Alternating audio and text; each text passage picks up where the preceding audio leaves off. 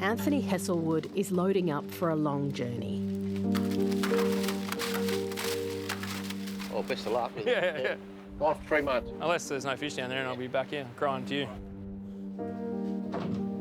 He's one of dozens of professional fishers on WA's southwest coast who can no longer work in local waters. In January, a strict ban was brought in by the state government with less than a month's notice. So he's heading hundreds of kilometres south to an area where he can still fish.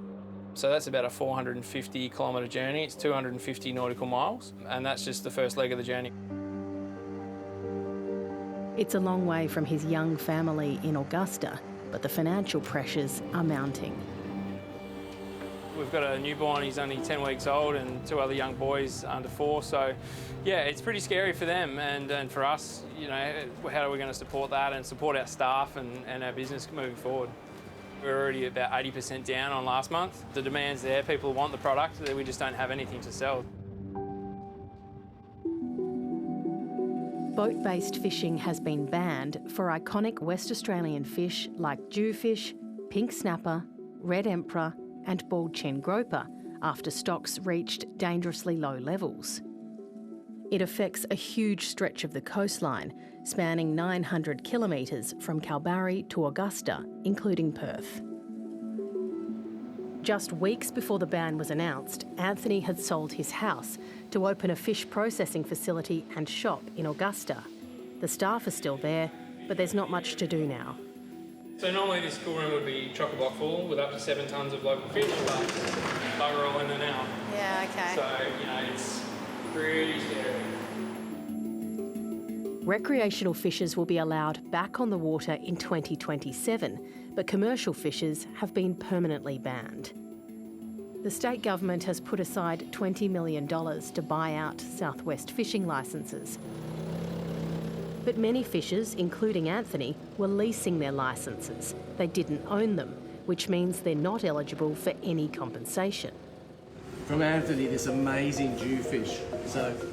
Anthony had been supplying fish to renowned chefs, including Neil Perry at his Sydney restaurant, Margaret. It's a magnificent broadflake, beautiful eating fish, deep sea. Neil Perry has been vocal against the ban. I'm just supporting Anthony because I believe he's a benchmark sustainable fisherman. He's not in WA, in the world. We'll have 2 sides. He says it's not fair that commercial fishermen like Anthony, who prioritise sustainability, are now banned, while recreational fishers will be allowed back in the water in spring of 2027. I do think it's very important that we start to talk about either Australians can't eat wild-caught seafood or Australians can. But there shouldn't be a select group of Australians who are allowed to because they call it sport. At State Parliament today, around 100 people gathered to protest against the ban. Do you feel like what's taken place here is fair? No! Among the crowd is commercial fishers, recreational anglers and people whose businesses rely on fishing. Many of them have travelled hours to be here from across the region to vent their frustration in the hope that the state government will change its mind. They've handed down one of the most unfair... Inside the chamber, a petition of more than 27,000 signatures was tabled, calling for a parliamentary inquiry into the state's fisheries. The WA government says the ban is needed because previous methods to help fish populations bounce back, like quotas, haven't worked. Fish like the jewfish, the WA jewfish, occur nowhere else in the world. It's kind of the ocean's equivalent to the quokka. We're at risk of overfishing that fish. The minister has personally faced a huge backlash, shark heads and fish guts dumped outside her office and threats made to her husband's business. I'm not going to be bullied into changing my decision. You don't send a fish like a jewfish, onto the verge of extinction just because you've always done it. So it was a terrible decision to make. I take no joy in that decision. It was a really hard decision. However, the science is sound. I would make that decision again today. But commercial fishers point to government data from last year, which shows recreational anglers took double the amount of jewfish that they did. Nathan Harrison runs the department in charge of fisheries. Last year there were 43 tonnes caught by the commercial sector and 90 by the recreational, and they're saying that they're paying the price for, overfishing that has been done by another sector, by the recreational sector, which will be allowed to fish again in 20 months. The reality is that to ensure that the fishery continues to recover, the take has to be very, very limited.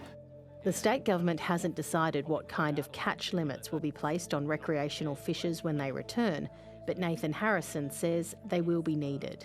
When you consider 20 years ago, the type of boats that recreational fishers were using, the technology that they had on their boat is fundamentally different now, and that makes them more efficient at actually targeting these fish. Tim Longwa is a marine ecologist advising the government on the conditions needed to make recreational fishing sustainable into the future. He says it's not just about limiting the number of fish taken, but also how old they are. Fish aren't like humans, they're not like us. As they get older and bigger, they just produce more and more eggs. And so the West Australian jewfish, by the time it gets to 80 centimetres, it's producing maybe 15 or 20 times more than a smaller 40 centimetre jewfish. Well, we have to try and come up with a way where we can maintain enough of these big breeding individuals. Anthony says the work to make fishing more sustainable could have been implemented as the commercial industry was slowly phased out, rather than an overnight ban. When you look at all the other industries that they've deleted, they've had years and quite good packages to transition them into other things and retrain and all of that, which has just not even been on the table for us. If we can't find something viable before April, it's sort of all over, and then we're left without a house and boats that are now worth nothing in a processing facility that nobody can use. And with the lack of compensation, we're really just left hung out to dry.